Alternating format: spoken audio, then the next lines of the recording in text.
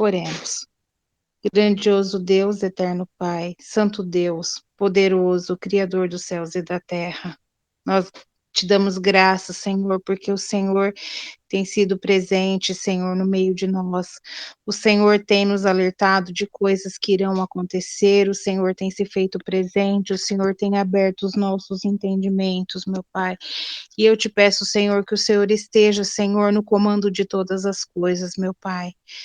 Pai de amor, eu coloco, Senhor, esse estudo dessa noite nas suas mãos, Senhor, que o irmão Júnior, como sempre, Senhor, seja usado pelo Senhor para transmitir a sua palavra, Senhor, e que nós, meu Pai, possamos aprender, Senhor, e possamos entender, Senhor, a mensagem que o Senhor tem para nós nessa noite, meu Pai.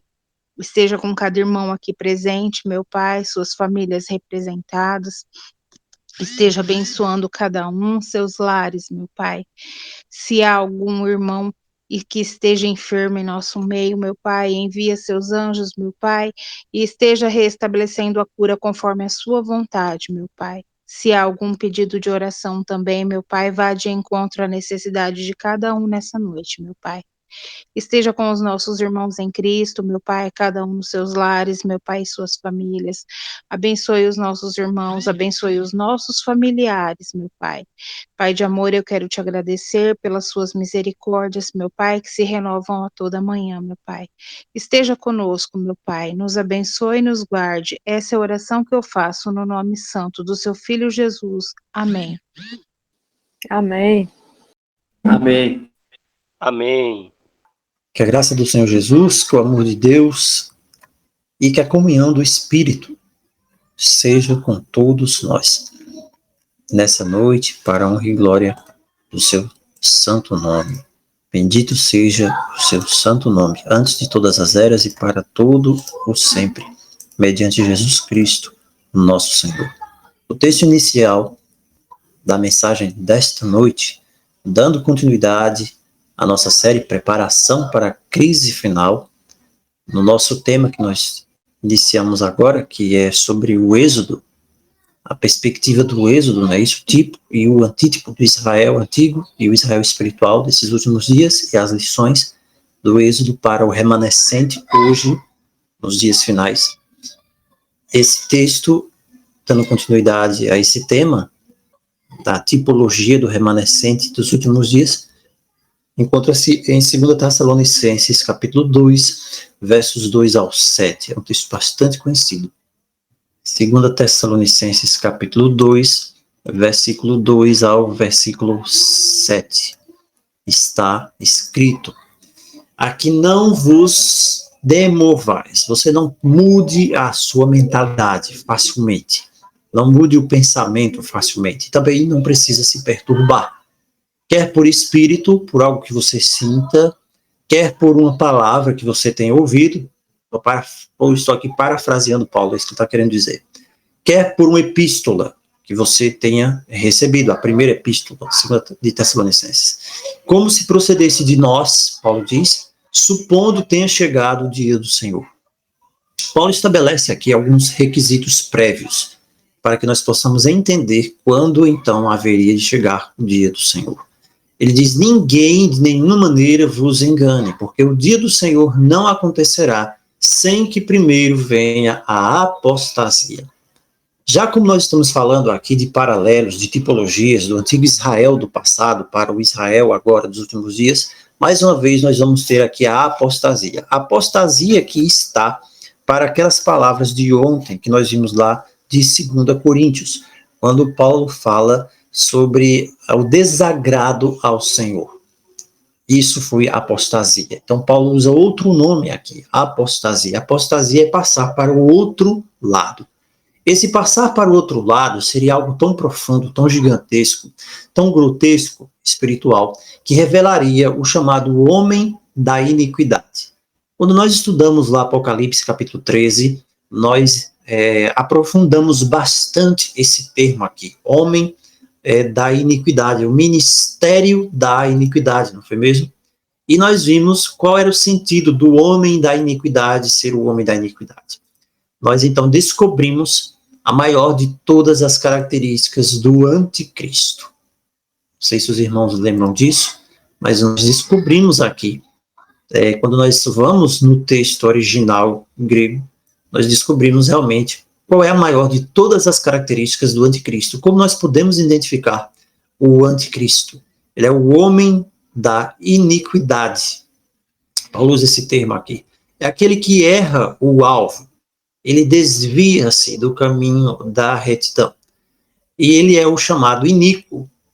Ele é o chamado iníquo. E o verso 7, Paulo fala disso, né? De um mistério. O mistério da iniquidade.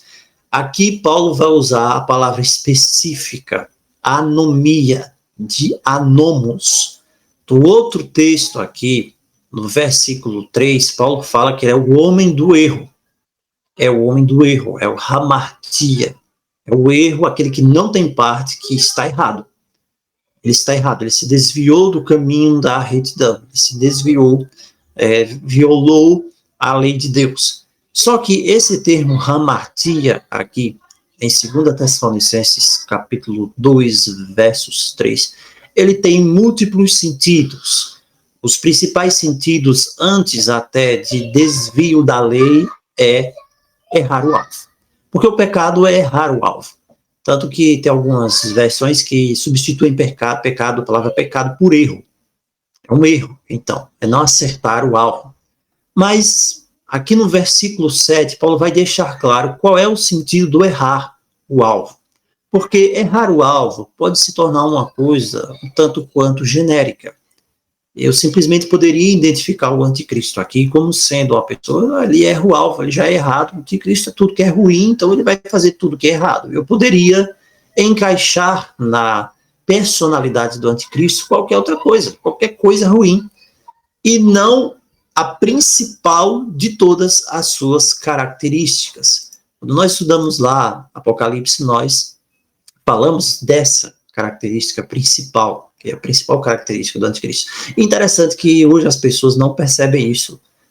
A grande maioria dos estudiosos, eles ficam cavando ali, nossa, o anticristo, quem será? Quem é o anticristo? Vai vir da onde? Vai vir da Turquia? Vai vir da Síria? Ele tem de nascer lá em Israel também, ele vem de uma montanha do Tibete, então ficam divagando numa série de especulações sobre o anticristo. Para quem não ouviu ainda a série lá do Apocalipse, em Apocalipse 13, nós vamos trazer aqui a revelação sobre qual é o espírito do anticristo. Talvez você fique, como é que posso dizer, surpreso em descobrir isso essa noite, mas por inspiração divina não sou eu quem estou falando, é o próprio apóstolo Paulo aqui que está fazendo uma profecia e ele está dizendo qual é o espírito do anticristo. Tudo bem? Vamos lá, versículo 7.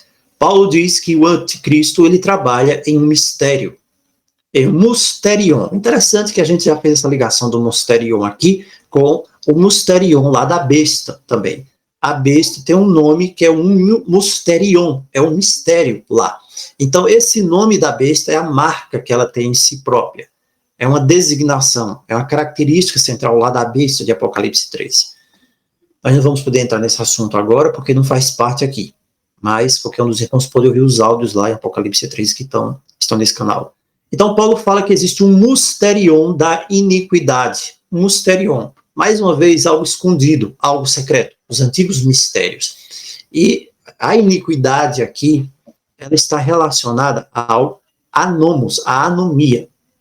O primeiro sentido para anomo, para anomia é, então, fazendo aqui a revelação do sentido original da palavra que Paulo quis se referir, ele diz assim, o mistério, e o que é mistério? Aquilo que está escondido, as coisas secretas, os segredos ali, que não são confiados aos iniciantes. Então, Paulo aqui está fazendo aqui, com certeza, uma menção a essa mescla de espiritualismo de sociedades secretas também. Então, você está vendo aqui, primeira coisa, o mistério, que envolve isso, aquelas coisas escondidas, as profundezas de Satanás, que Cristo também fala lá em Apocalipse, nas cartas. Então, essas profundezas de Satanás, esses mistérios, eles estão ligados à anomia. Olha só, é o mistério da iniquidade. Mais forte aqui do que o mistério é a palavra anomia. Porque a iniquidade aqui se usa do mistério para se esconder. Então nós estamos aprofundando aqui bastante o sentido que Paulo está querendo dizer. Mistério da iniquidade. Não é a iniquidade do mysterion, não. O mistério da iniquidade. A iniquidade usa todo um aparato enciclopédico, um aparato de sociedades secretas, de mistérios ocultos, para poder levar à sua anomia.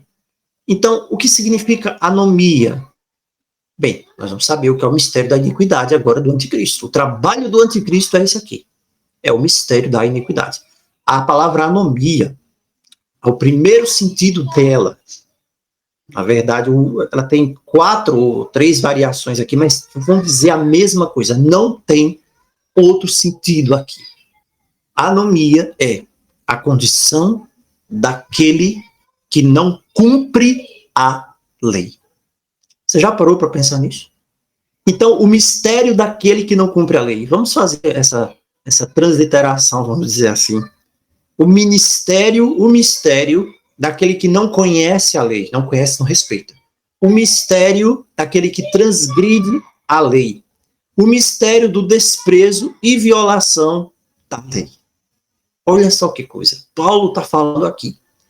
Paulo, aquele que mais fala sobre graça. Paulo, aquele que mais fala sobre a justificação pela fé. Você é justificado, se você está em Cristo, é nova criatura, as coisas antigas passaram, eis que já se fizeram novas. Quando Paulo vai falar do anticristo, do mistério, do trabalho do anticristo, ele diz que o trabalho do anticristo é um trabalho envolvido, gerenciado pelos segredos das sociedades secretas malignas, os mistérios espiritualísticos, mas que, no final das contas, leva para o descumprimento da lei. Então, como hoje, dentro do sistema religioso, as pessoas só vão falar em graça, em graça, em graça, em graça, e esquecem que o principal trabalho do anticristo é um mistério de descumprimento da lei. Olha só que coisa aqui. É isso, verso 7. O mistério do descumprimento da lei já opera. Porque a palavra anomia é isso. Aí colocaram o quê? Iniquidade. E nós falamos disso quando a gente estava lá estudando sobre Apocalipse 13 com os irmãos. Acho que alguns irmãos aqui lembram. Que o que é interessante aqui? É que justamente aqui para fazer a tradução, não se colocou aqui a literal. Tem uma Bíblia, a LTT, Bíblia Literal do Texto Tradicional. Essa Bíblia, ela não tem impressa pelas casas tradicionais, Sociedade Bíblica do Brasil, aquela outra Sociedade Trinitariana e outras mais, você não vai encontrar.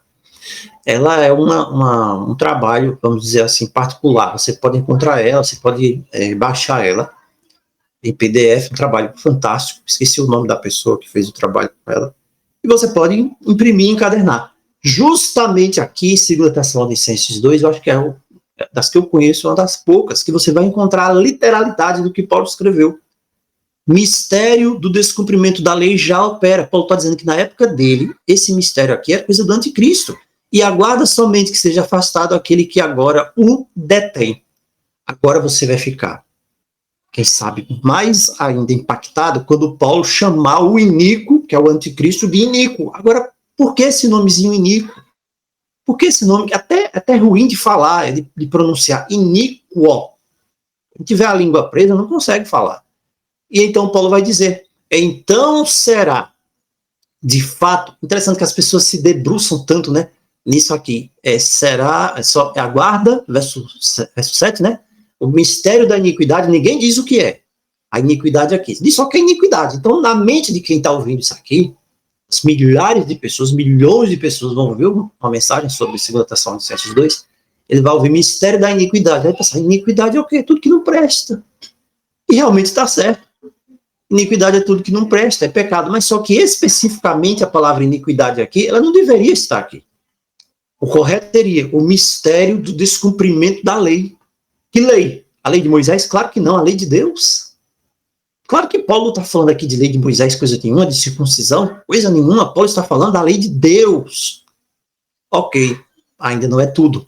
No verso 8, Paulo diz, para não esquecer, esse mistério já opera, e aguarda somente que seja afastado aquele que agora o detém. Nossa, tem tanto debate sobre quem é esse aquele. Não é verdade? Você vai ver várias pessoas tentando descobrir quem é o aquele. O aquele que agora o detém, quem é? O Espírito Santo. Quando o Espírito for retirado, então todo mundo vai ser arrebatado. Essa é a interpretação, né, mais tradicional. Vai ser, então, retirado, afastado aquele que agora o detém. Aí, então, quer dizer, o Espírito vai embora, é o que dizem. Então será de fato revelado o iníquo. Pronto, muito bem. Agora Paulo diz que era o iníquo, porque o iníquo, ele tem de produzir um mistério de iniquidade, porque ele é iníquo. Da mesma forma, como diz no Apocalipse, o justo tem de produzir justiça, o ímpio, impiedade, o santo, santificação. Então, nada mais correto de que Paulo aqui dizer que é o iníquo. Então, quem é o anticristo de 2 Tessalonicenses, capítulo 2? É o iníquo. Iníquo. E ele faz o mistério da iniquidade. A gente já viu o que é o trabalhar dele. Agora, essa palavrinha iníquo também não devia estar aqui. Tem um termo muito mais simples. Aqui, você tem anomos. Na verdade, anomos é aqui. Iniquidade, anomia. Porque é o trabalho do anomos. Tá certo? O iníquo é o anomos e ele faz a anomia. Anomia.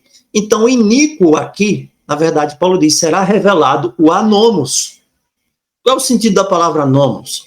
Palavra anomos, destituído da lei. Se desvia da lei.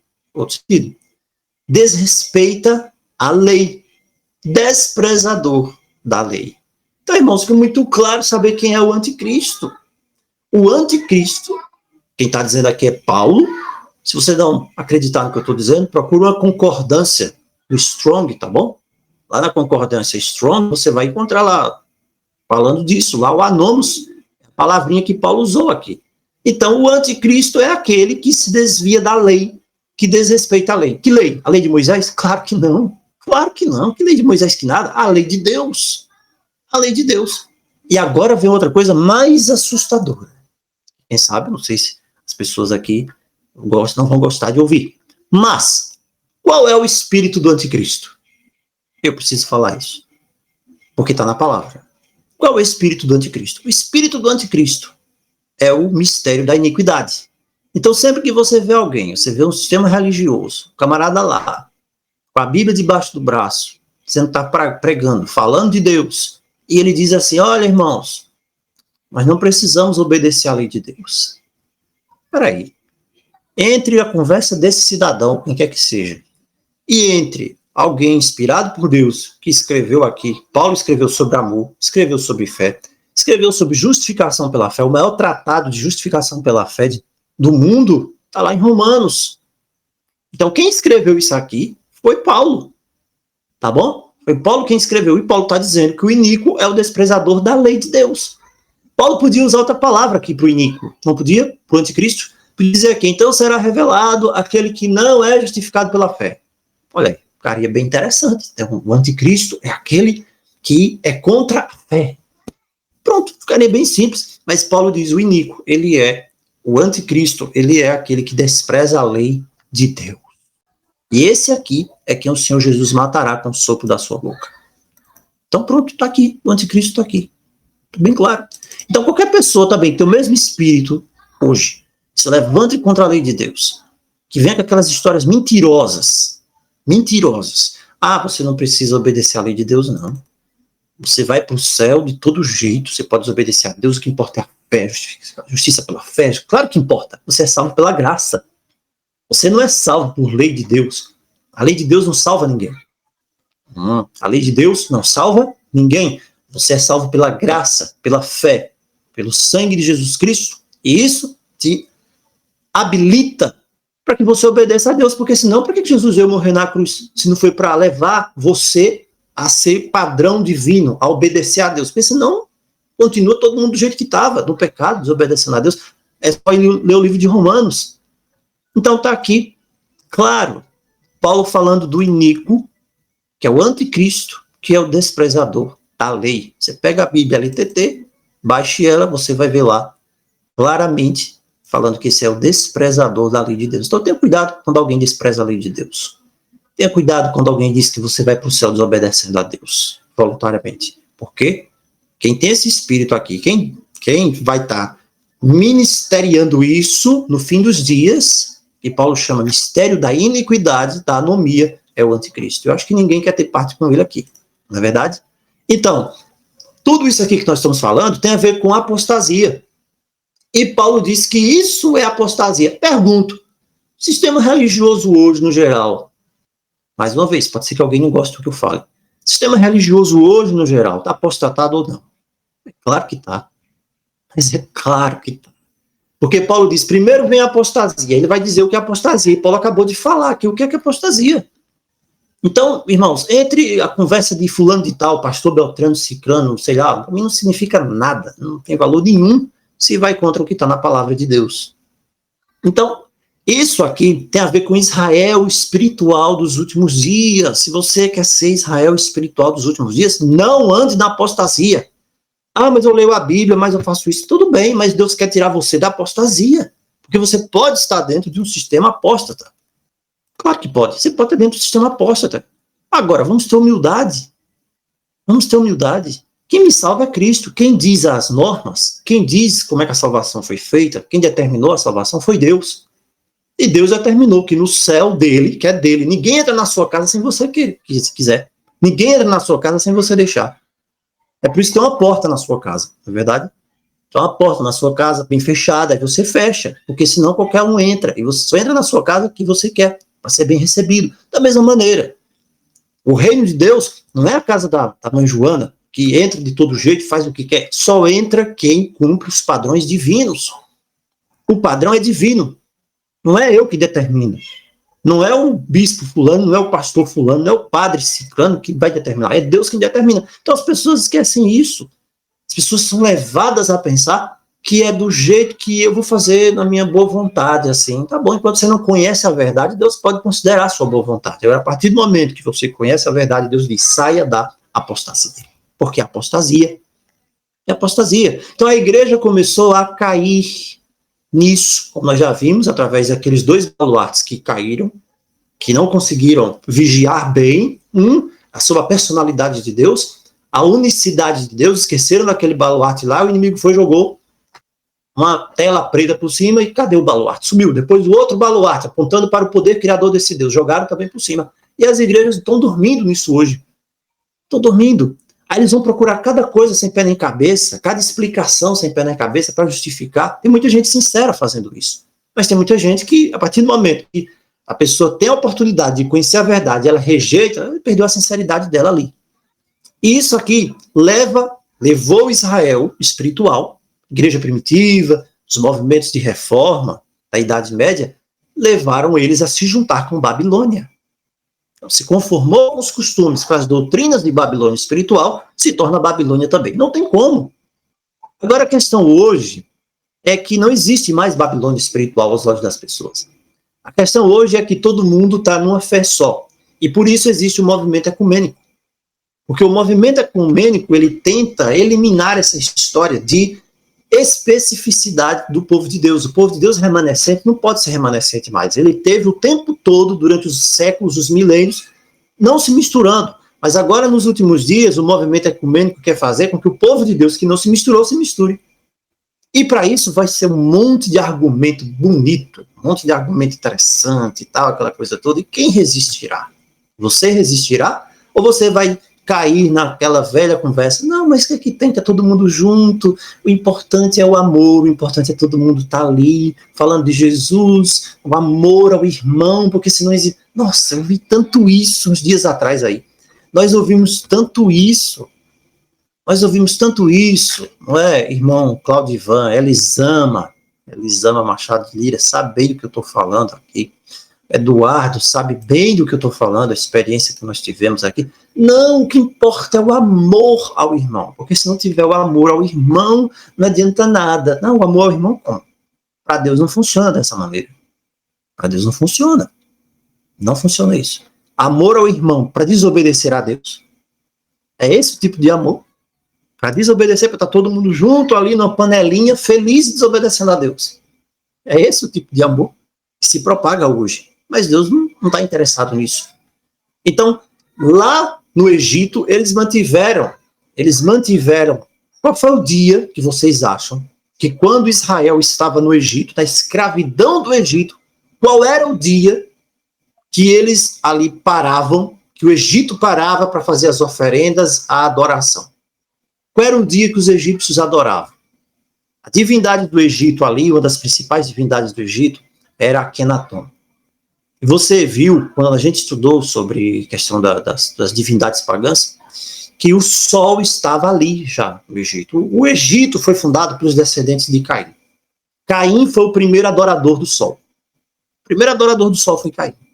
A rebeldia dele, a rebelião dele contra Deus, contra o Criador, foi a questão do sol. A gente já falou disso aqui. Foi ali que começou e isso se espalhou por todos os cultos pagãos. Só mudava de nome, num canto e no outro. Então, o Egito foi fundado pelos descendentes de Caim. E eles adoravam no domingo.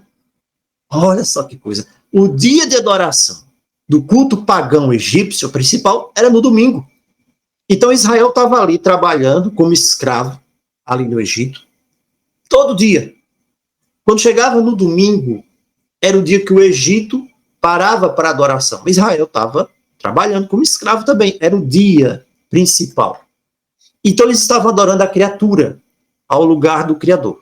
Quando chega em Gênesis 15, 3 a 16, Deus já havia predito isso para Abraão. Deus disse, olha, vocês vão lá para o Egito, vocês vão ficar lá durante 400 anos, depois eu vou tirar vocês de lá. Na quarta geração, vocês voltam para cá. Deus já tinha determinado tudo. Quarta geração, aqui, cada geração dessa, 100 anos. 400 anos. Não existe nada que Deus faça, sabe, que ele já não saiba tudo desde o início. Olha, vai acontecer, mas na quarta geração vocês voltam, porque eu estou aqui dando um tempo para os amonitas. Estou dando um tempo para eles se arrependerem. Porque se eles não se arrependerem, então eu vou usar do meu juízo. Mas primeiro eu preciso dar um tempo de graça para eles. Irmão, que tempo de graça foi esse? 400 anos. Isso ajuda a entender porque às vezes certas coisas acontecem nas nossas vidas e a gente não entende.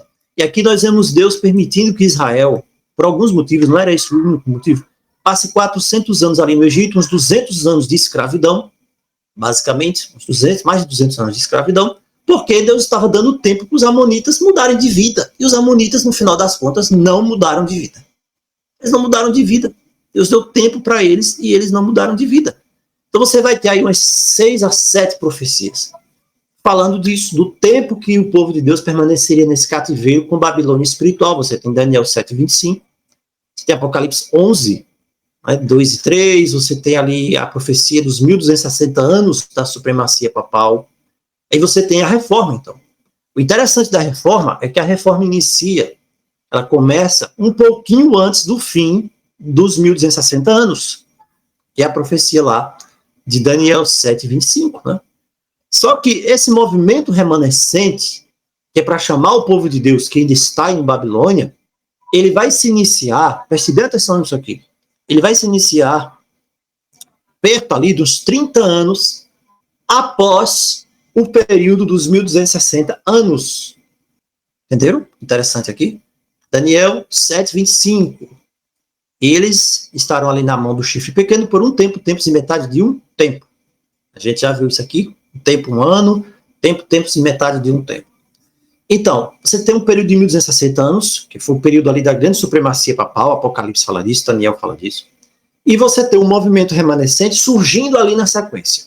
Só que ele vai surgir ali 30 anos, quase, mais ou menos, após o fim da profecia. Qual é o sentido disso aqui? O que é que isso significa para nós?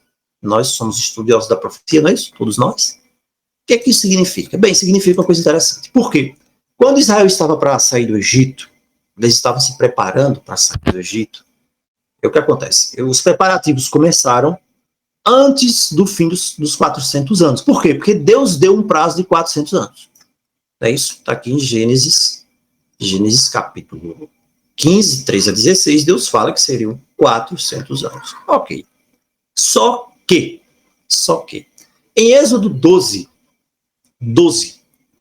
40 e 41, você vai ver que existe um movimento desse remanescente que lutar para sair do Egito. Os que ficaram vivos. E eles estão saindo ali da escravidão. Preste atenção aqui que tudo é tipológico. Tudo representa a experiência do povo de Deus nos últimos dias. Tudo bem? Então, Êxodo 12, 40 e 41 diz assim: agora, a permanência dos filhos de Israel, que moravam no Egito, foi de 430 anos. O que aconteceu? No final dos 430 anos, esse mesmo dia, todos os filhos de Israel saíram da terra do Egito. Opa, o que está acontecendo aqui? Você tem 400 e aqui você tem 430. Você está entendendo o que está acontecendo aí? Você está vendo uma profecia, um embrião de uma profecia, o cumprimento de uma profecia tipológica lá do passado, dos 1260 anos, mas que já havia tido também uma ligação com a saída de Israel também do Egito, quando Deus estabelece 400 anos, e eles passam mais 30 anos, nos 430 anos ali, naquele dia certinho, eles saem do Egito. O que está acontecendo aqui? Você vê um movimento de libertação de Deus que começou na hora certa. Na hora certa. E você vê um remanescente surgindo. Um remanescente que está surgindo aí, cumprindo a profecia e iniciando na hora certa. Voltando para a reforma. Então, quando a reforma começa, ela começa um tempo antes da profecia dos 1260 anos. Eles começam a proclamar lá a mensagem de preparação. Aquilo ali era uma mensagem preparatória para que surgisse um movimento remanescente mais lá na frente. Qual era a mensagem da reforma? A mensagem da reforma era: sai dela, povo meu. Era essa a mensagem da reforma, apontando para os pecados do homem do pecado, do chifre pequeno. Para que as pessoas ouvissem. O que aconteceu? Muitos saíram dali e formaram um embrião do remanescente. Qual era esse embrião do remanescente? Os protestantes. Os movimentos protestantes, a igreja protestante. É o embrião do remanescente. Eles receberam mensagens, como a gente falou, verdades presentes, uma verdade presente para aquele momento, e eles se afastaram, saíram lá da igreja católica. Não é isso? A gente vê nos livros de história. E aí, eles começam a gerar. O propósito de Deus era que esse movimento ele amadurecesse cada vez mais. Ele amadurecesse com verdades adicionais que seriam dadas a ele. Só que o movimento trava. Esse movimento travou. Ele ficou simplesmente naquelas poucas verdades, naquelas verdades lá, alguns baluartes que foram levantados lá, que Deus apresentou a Lutero, apresentou a Zwinglio, apresentou a Wycliffe, apresentou a John Hus, e foram os baluartes levantados ali. E esses baluartes foram suficientes para que eles quebrassem, rompessem ali o contato com Roma. Só que Deus estava planejando o quê? Levá-los à restauração de todas as coisas. Como nós vimos esses dias, restaurar todas as coisas. E então, o que acontece? Esse movimento lá, ele simplesmente estagna. Ele estagnou. E Deus, então, não teve como. A gente fica até uma coisa sem nexo a gente dizer que Deus não tem como fazer alguma coisa. Mas o que acontece? Deus trabalha de acordo com a possibilidade de recepção do ser humano. Naquele momento. E aí é preciso que haja outro movimento. Que ele vai surgir no final ali dos 1260 anos, uns 30 anos depois. E esse movimento, independente de quem tenha sido, né, que já existe também muita coisa em cima de Guilherme Miller, né, movimento millerita.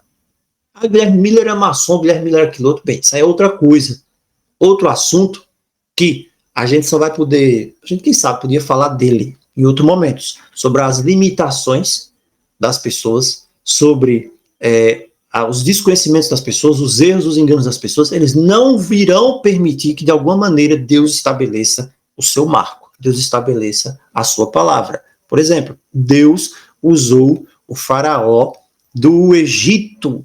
Lembram do sonho lá do faraó? Lembram da história de José?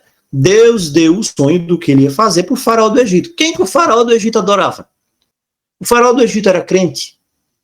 O faraó do Egito servia a Deus? Não, o faraó do Egito era um pagão que adorava deuses pagãos. Se ele adorava deuses pagãos, os deuses pagãos não existiam, ele estava adorando divindades demoníacas. Mas no propósito de Deus, serviu a Deus, no plano de Deus, Deus dá o sonho para ele, e José diz: Deus revelou a você o que ele vai fazer. Então Deus revela o que ele quer para quem ele quer.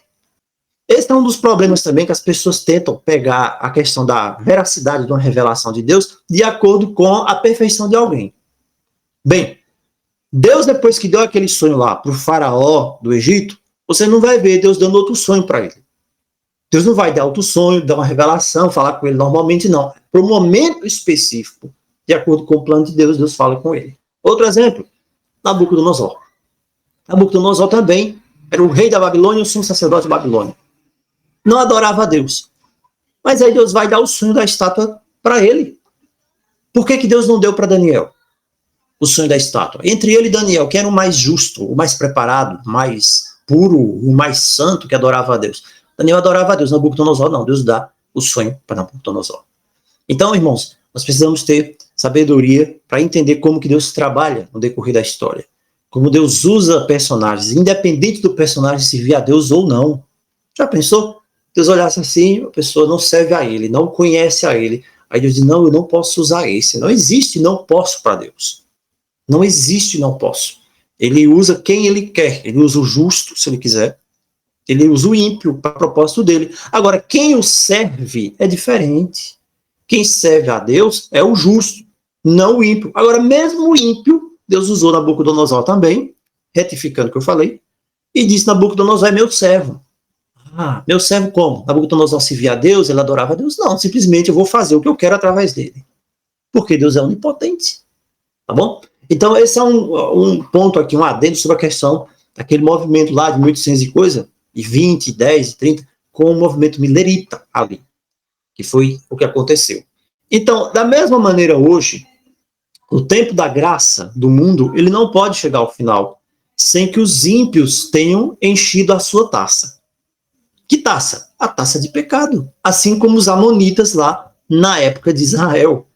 Então essa é uma das aparentes razões, entre aspas, para um certo atraso. Ah, atrasou. Lembra, Deus não atrasa nada. Deus não atrasa nem não adianta nada no tempo de Deus.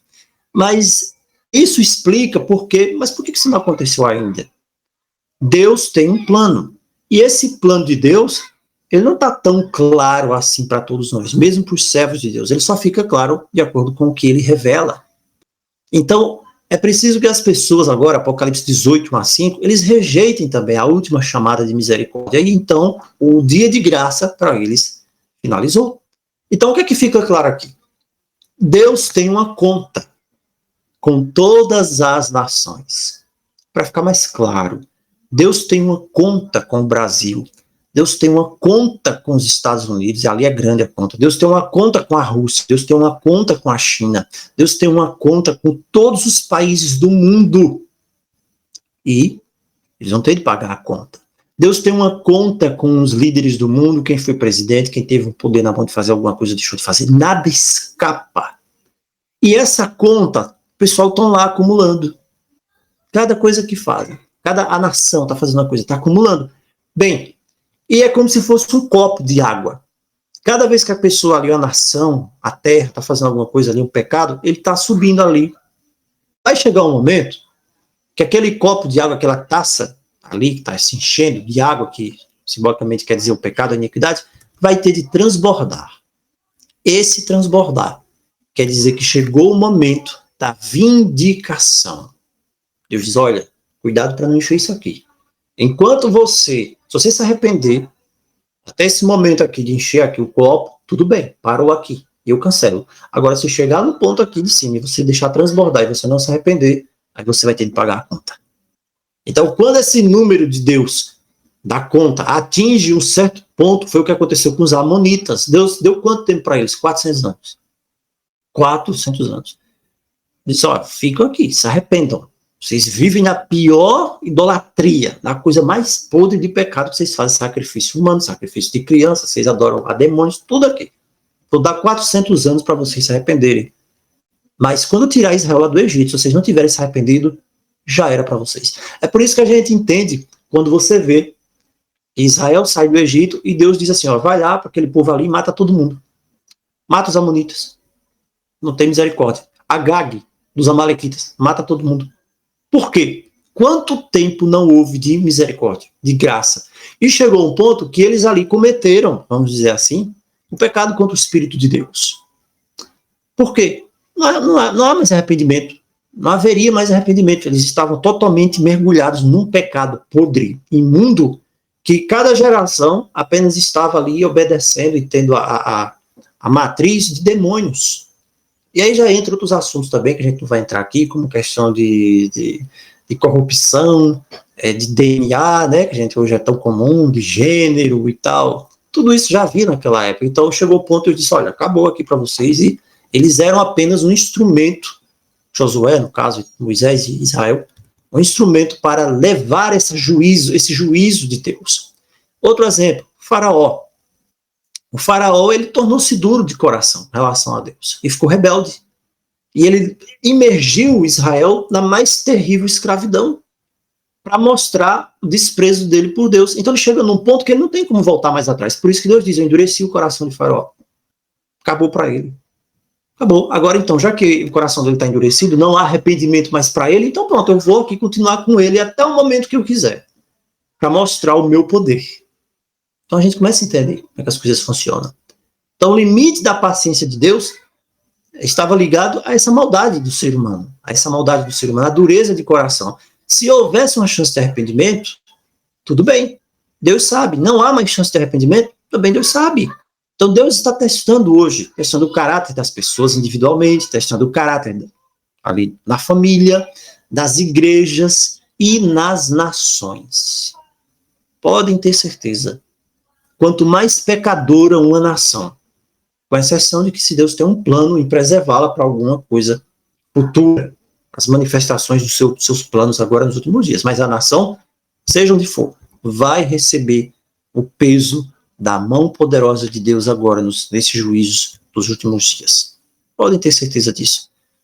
Essa é a certeza. Então Deus tem uma conta. E quando chega o momento ali de acertar a conta, aí, meu irmão, vem aquela ira sem mistura de misericórdia. É isso que a palavra diz. Né? Nós vamos parar por aqui também. Tem um assunto bem interessante aqui, os paralelos do Israel espiritual. Mas eu vou falar sobre isso aqui, porque é interessante. Ó. Esse paralelo aqui é interessante. Os israelitas, então, já como eles estavam lá no Egito, e o Egito, qual é o dia de adoração do Egito? Era o domingo, é o dia do sol. Eles não podiam servir a Deus, os israelitas, porque estavam na escravidão. Eles estavam na escravidão ali. Consequentemente, eles estavam passando por cima do mandamento. Da mesma maneira, o remanescente agora, de surgimento dessa Babilônia dos últimos dias, eles também serão perseguidos. Porque Babilônia não vai querer deixar com que eles sirvam a Deus de uma forma completa. E quem estiver em associação com Babilônia, esse é que não vai servir mesmo. Qualquer envolvimento com esse ecumenismo agora dos últimos dias vai tirar essa distinção do povo de Deus. E o povo de Deus deixa de ser povo de Deus e se torna povo de Babilônia. Então, quem tem conexão com Babilônia, com os costumes de Babilônia, se torna Babilônia também. E você não cumpre a vontade de Deus. Por isso que Deus diz, sai dela, povo meu. Sai dela, povo meu. Porque Deus chama um povo para ser separado.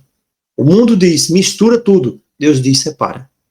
Separa. Só existe unidade diante de Deus se for na verdade. Unidade no engano não existe. Deus diz, separa. Finalizando aqui com 1 Pedro 2, 9 e 10, diz, vocês são a geração eleita, um sacerdócio real, uma nação sagrada, um povo peculiar. Povo peculiar quer dizer o quê? Você tem que ser diferente de Babilônia. Babilônia come de todo jeito, você não pode comer do jeito de Babilônia, você não pode fazer nada do que Babilônia faz. E Deus nos abençoe, irmãos, que nós possamos ser esse povo, fazer parte dessa nação escolhida, dessa geração santa, desse sacerdócio real. Isso tem uma importância muito grande.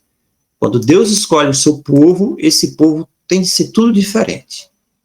Vocês não têm ideia do que Deus pode escolher, do que Deus pode dizer quando Ele escolhe um povo, para que esse povo seja diferente. É tremendo, irmãos. Quando Deus diz, olha, esse é o meu povo, escolhido, sacerdócio real, tal, tudo tem que ser diferente. Tudo tem que ser diferente. Que Deus nos abençoe, irmãos, nos conceda a sua graça nessa noite, que nós possamos seguir nos seus caminhos santos, que nós possamos fazer parte dessa nação santa, que você possa exercer esse ministério de sacerdote para proclamar as virtudes daquele que te chamou, que me chamou das trevas para a maravilhosa luz. Amém? Vamos orar nesse momento. Pai que habitas nos altos céus, te agradecemos mais uma vez nessa noite, porque a tua palavra foi aberta, a tua palavra é viva e eficaz. A tua palavra é mais poderosa, mais cortante do que qualquer espada de dois gumes. Que nós possamos permitir que o Supremo Médico, que o Supremo Cirurgião Celestial, ele possa, através da sua palavra, fazer as mudanças que tanto nós precisamos na nossa mente, no nosso coração, na nossa maneira de pensar, na nossa maneira de agir, que nós possamos ter uma mente renovada pelo teu Santo Espírito. Tira da nossa mente as histórias que nos foram ditas que não convêm à tua palavra. Faz-nos ser defensores dos baluartes do céu, aqueles baluartes que permanecem para sempre, aquela coluna da verdade que o Senhor estabeleceu e que ninguém nem nada pode mudar. Fica conosco, guarda-nos em teu nome, nós te suplicamos, em nome de Jesus. Amém. Amém.